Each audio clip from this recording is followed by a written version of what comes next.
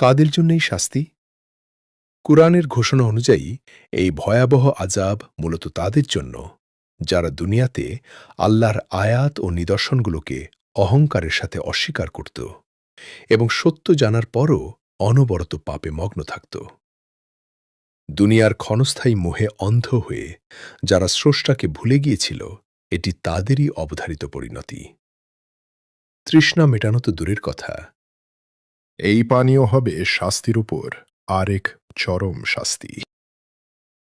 তীব্র ক্ষুধা আর পিপাসায় যখন মানুষের কণ্ঠনালী শুকিয়ে কাঠ হয়ে যায়, তখন মানুষ একটু পানির জন্য কতটা ছটফট করে। কিন্তু ভাবুন তো, সেই মুহূর্তে তৃষ্ণা মেটানোর জন্য যদি কাউকে দেওয়া হয় পুঁজ আর রক্ত। জাহান্নামের আরেকটি ভয়ঙ্কর আযাব হল গিসলিন পান করা। এটি মূলত জাহান্নামীদের শরীর আগুনে পুড়ে যে ক্ষত তৈরি হবে, সেই ক্ষত থেকে নিঃসৃত রক্ত, পুঁজ এবং শরীরের উত্তপ্ত ঘামের এক বীভৎস মিশ্রণ। পিপাসায় কাতর অপরাধীদের যখন এটি পান করতে দেওয়া হবে, তখন এর তীব্র দুর্গন্ধ, স্বাদ এবং উষ্ণতা তাদের শাস্তি আর যন্ত্রণাকে আরও বহুগুণ বাড়িয়ে দেবে। কাদের জন্য এই শাস্তি?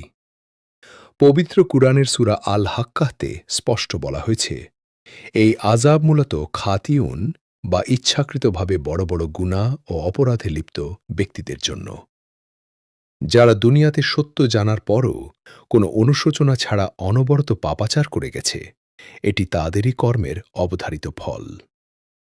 দুনিয়ার ক্ষণস্থায়ী লোভের জন্য যারা নিজেদের আমল নষ্ট করেছে, আখেরাতে তাদের জন্য অপেক্ষা করছে এমন কঠিন পরিণতি। পোশাক মানুষের সৌন্দর্য আর সুরক্ষার প্রতীক, কিন্তু ভাবুন তো, সেই পোশাকই যদি হয়ে ওঠে দাউ দাউ করে জ্বলে ওঠা জীবন্ত আগুন, কেমন হবে সেই অনুভূতি? জাহান্নামের ৫ নম্বর ভয়াবহ আযাব হল আগুনের পোশাক পরিধান।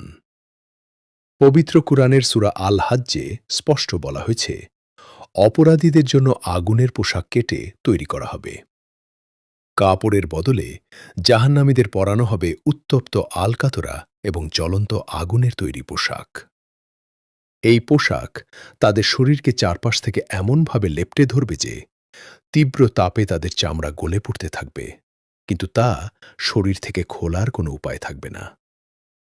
কাদের জন্য এই শাস্তি? এই অপমানজনক আযাব মূলত তাদের জন্য, যারা দুনিয়াতে সত্যকে অস্বীকার করেছে এবং আল্লাহর দেওয়া বিধানকে অহংকারের সাথে অমান্য করেছে।